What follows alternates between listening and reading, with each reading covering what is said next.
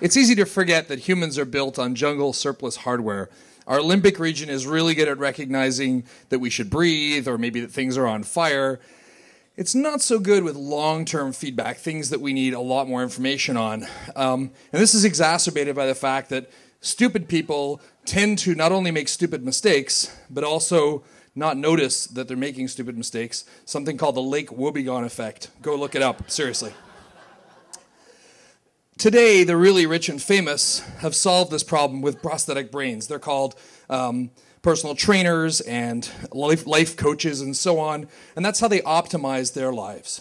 Well, the good news is that pretty soon, we're all going to have prosthetic brains.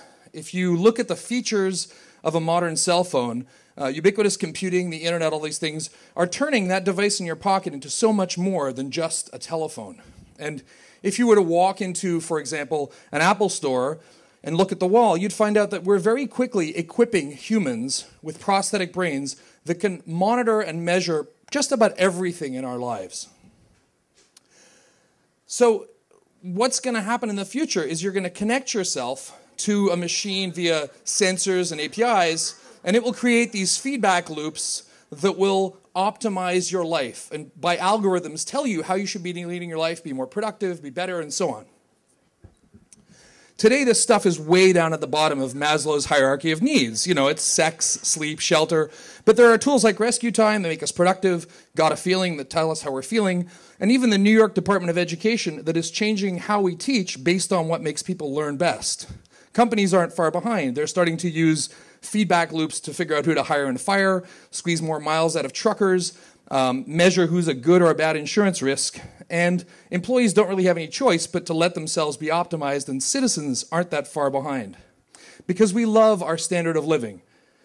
And in the first part of the 20th century, our GDP was boosted by the entry of women into the workforce and the availability of cheap consumer credit, but that only lasts so long. So in the second half of the 20th century, we found the ability to turn atoms into bits. This monetized the supply chain. It gave us all stuff we could charge for content. We were able to find all these efficiencies. We were able to connect everybody. But that one's almost done too.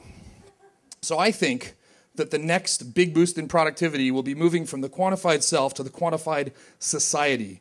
The benefits of a society that's connected and optimized through feedback are going to be irresistible. Unfortunately, big feedback, just like big banks and big oil, are bound to fail. But you won't be able to say no, because people who don't want to be connected and optimized will be at best seen as weird sort of holdouts, and at worst seen as traitors who are burdening their society. And this is why I'm nervous, because if you're getting a feedback algorithm that optimizes your life, it's not very good at exceptions. But breaking the rules is how we make new rules. So when I think about where this is going to go, I look at exceptions that gave us the minivan or the Walkman, Wikipedia or Kiva. These are things that were not in the rules. Nobody should have done these. The analysis did not say this was a good idea.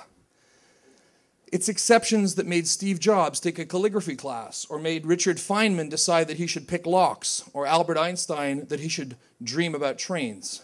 These are not things that the feedback would have told you to do. And so we may find ourselves in a world where we can't sleep in the morning. We can't eat that extra slice of chocolate cake. We don't have a chance to do the things that are serendipitous and suboptimal. And that's a really scary future.